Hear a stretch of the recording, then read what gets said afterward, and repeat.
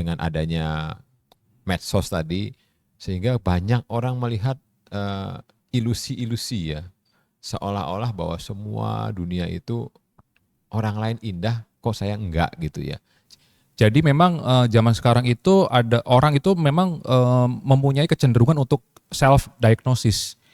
Jadi apa yang dirasakan kita nggak pergi ke dokter tapi kita cari di Google, kita googling, kita coba diagnosis sendiri. Nah ini sebenarnya sesuatu yang salah. Sama Buddha ini unik ya, dari awal sudah cerita anicca dukkha anatta. Ya, anicca dukkha anatta artinya ya udah dikasih tahu bahwa segala sesuatu ini pasti anicca. Segala sesuatu itu pasti tidak memuaskan, ya segala sesuatu tanpa inti. One spirit, one dhamma, Patria pasti jaya. Nah, dari sana itu kan barusan tataran di pengetahuan.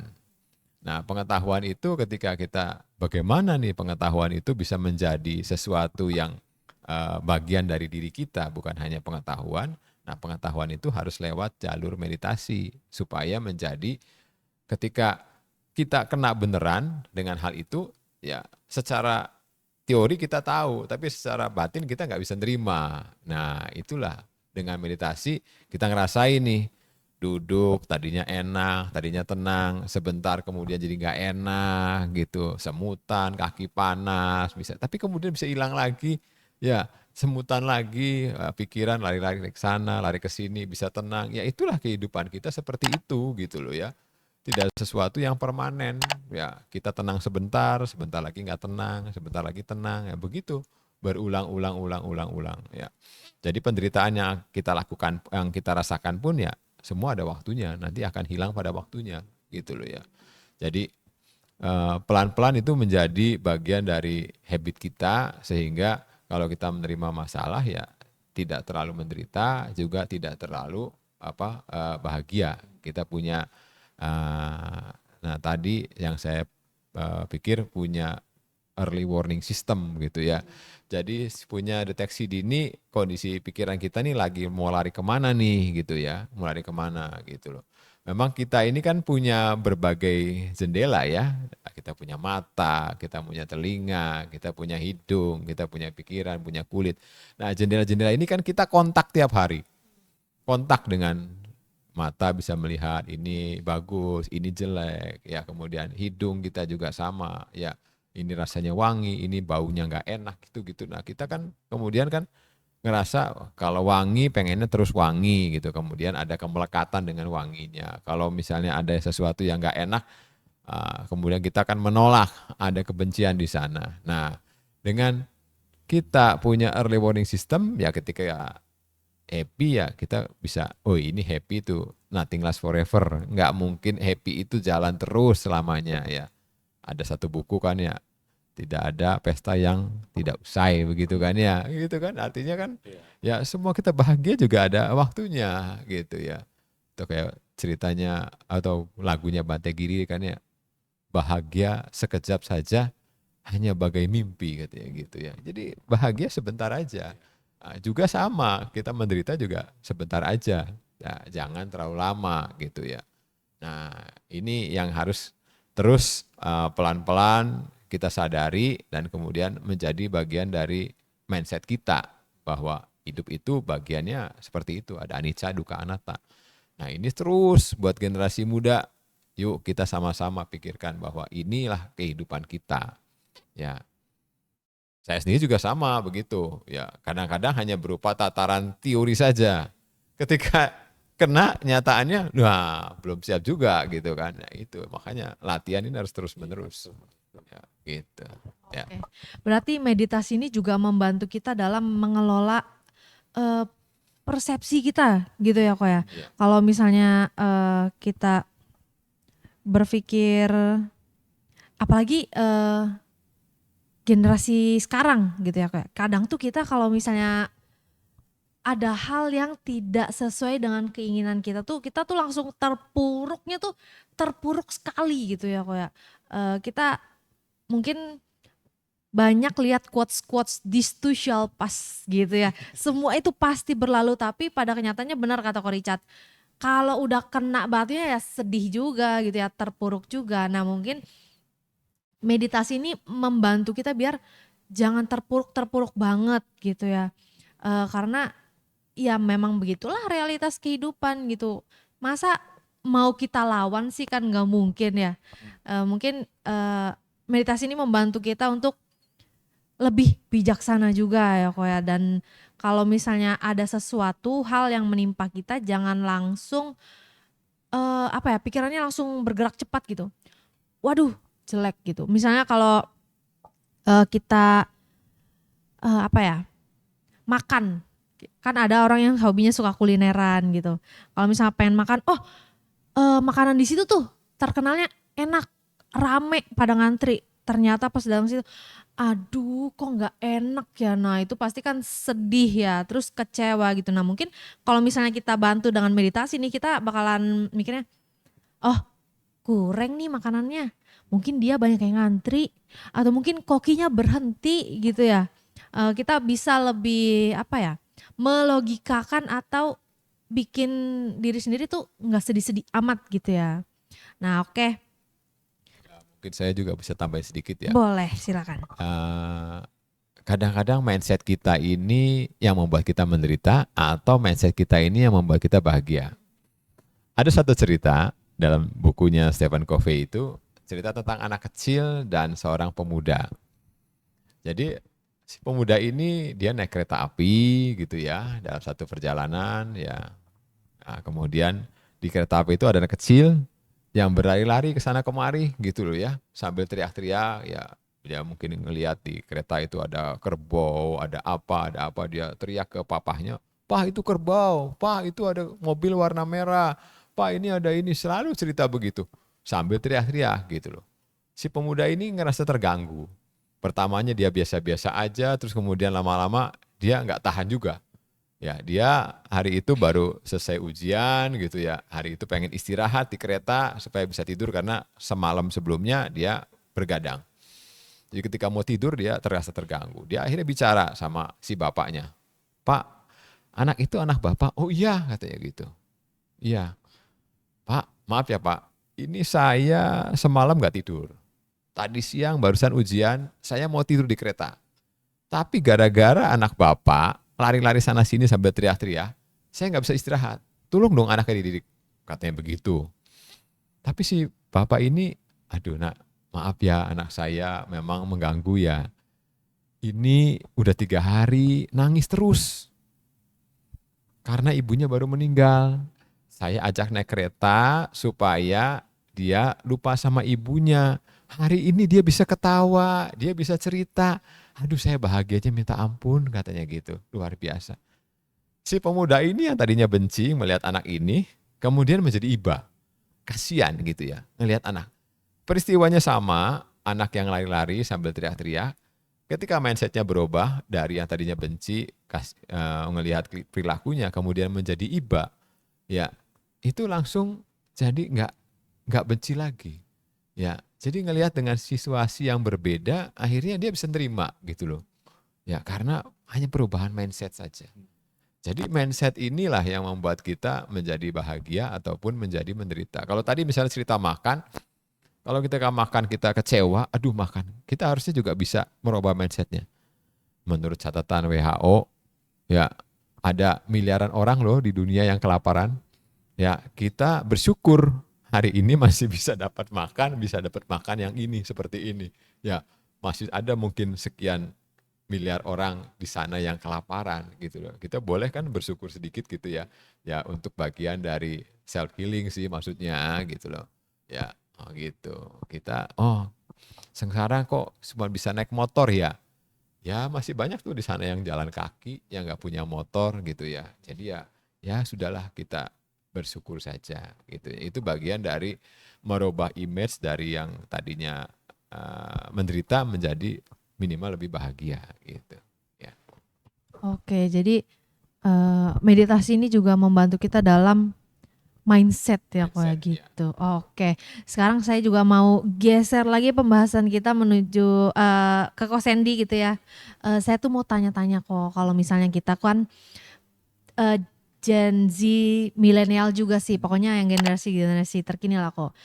Kita bisa lihat sendiri kalau misalnya di wihara ada acara one day mindfulness atau meditasi, itu kan pasti yang ikut sedikit gitu. Tapi giliran kita ada perayaan Waisak, ratusan yang datang kan.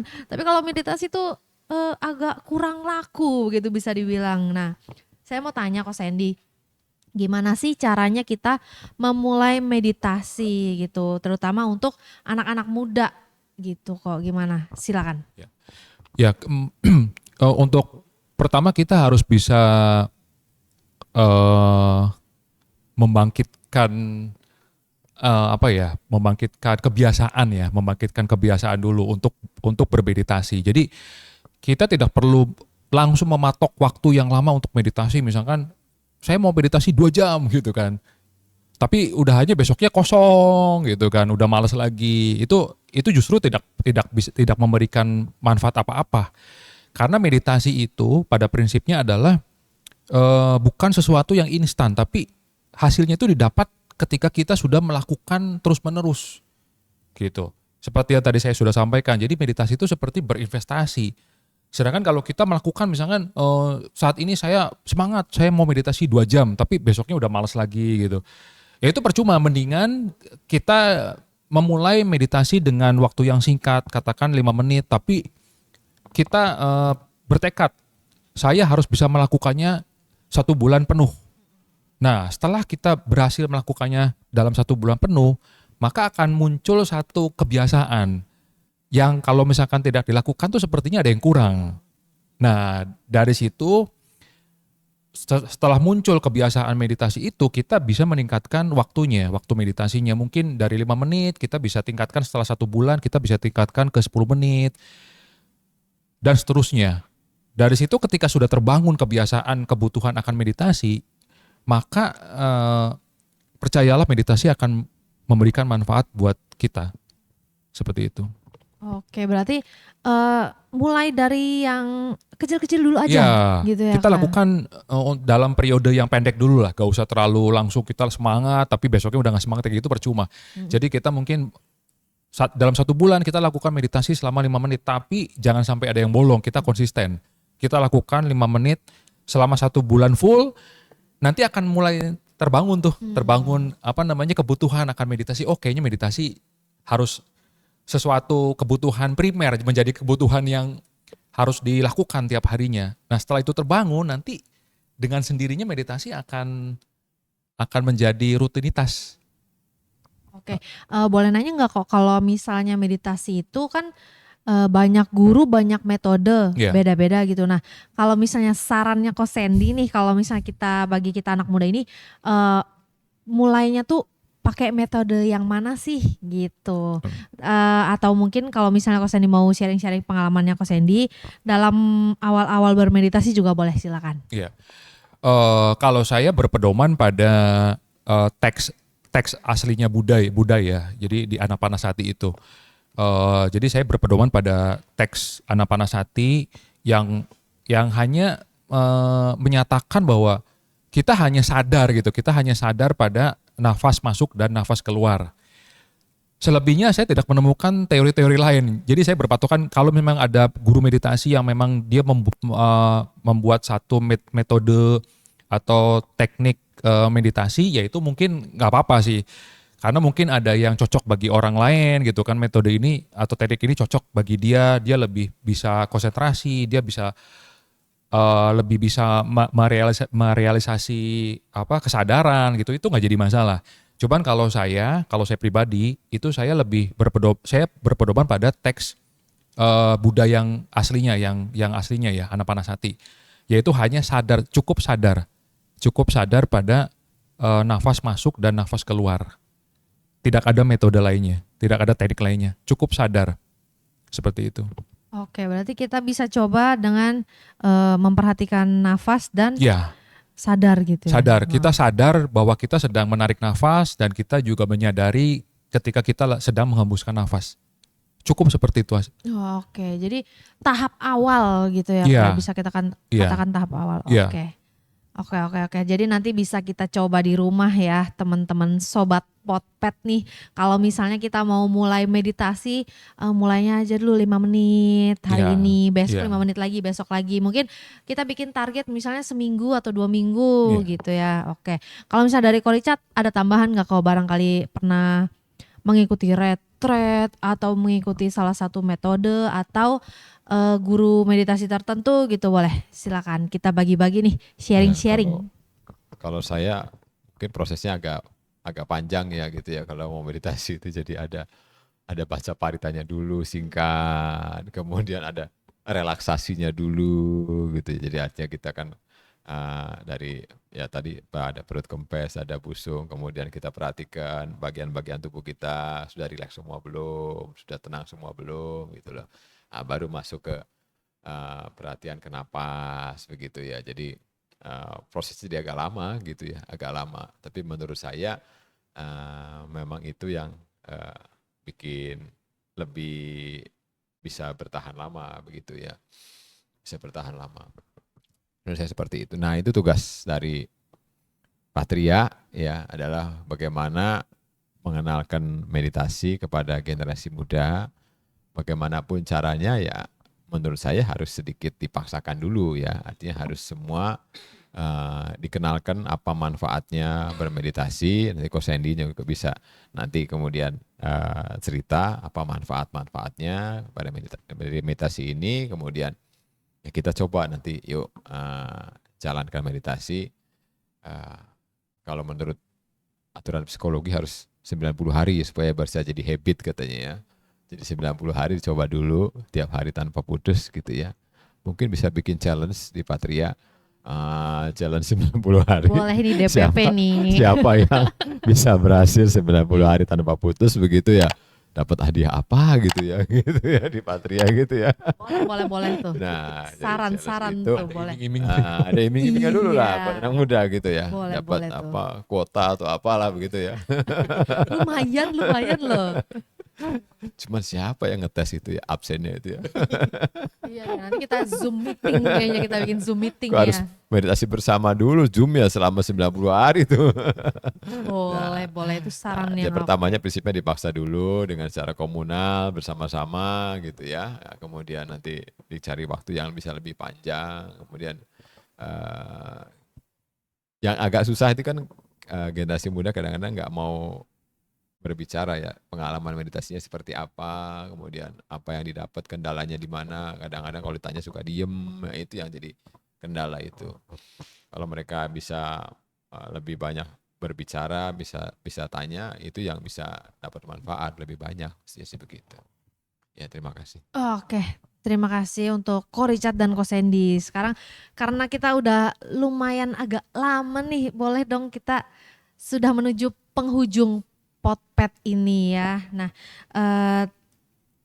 ternyata ini kalau misalnya kita mau simpulkan ya dari Potpet ini, meditasi ini adalah salah satu cara atau bisa jadi salah satu obat gitu untuk kita bisa menuju kesehatan mental yang lebih baik daripada yang kemarin-kemarin, dan juga semoga di masa depan juga kita terhindar dari penyakit-penyakit mental gitu, bisa dibilang begitu ya. Dan juga ternyata banyak manfaat baiknya gitu meditasi. Mungkin juga bisa membantu kita untuk gimana sih caranya biar mindset kita ini netral gitu ya, tidak juga berpikir yang terlalu buruk, apa-apa pikirannya buruk duluan, terus juga tidak terseret oleh duka gitu ya, tidak terseret oleh kebahagiaan yang mungkin kalau kita bahagia gitu pengennya bahagia-bahagia aja, ngejar bahagia aja, nggak ada ujungnya gitu ya. Tapi kalau misalnya kita terseret hal-hal yang sedih juga nggak enak nih, kok kenapa sedih terus gitu. Nah mungkin meditasi ini bisa menunjukkan kita jalan tengahnya itu gimana sih gitu ya.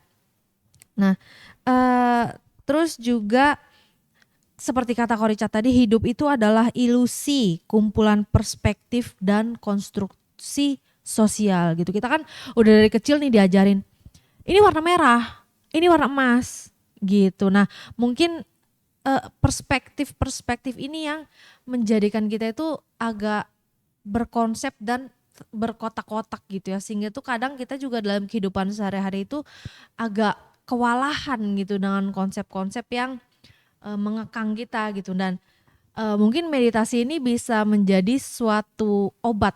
Gimana sih agar konsep-konsep ini kita kepinggirin dulu deh gitu, kita nggak pikirin dulu deh gimana caranya kita ini dalam meditasi ini udah jangan ada persepsi-persepsi gitu.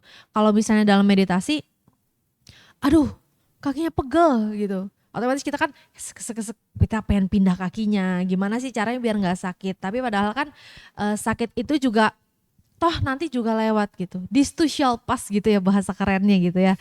Nanti juga kalau kaki sakit ya wajar, nggak apa-apa, nanti dia juga berlalu. Nah meditasi ini juga mengajarkan kita kalau tidak ada yang kekal, anicca gitu.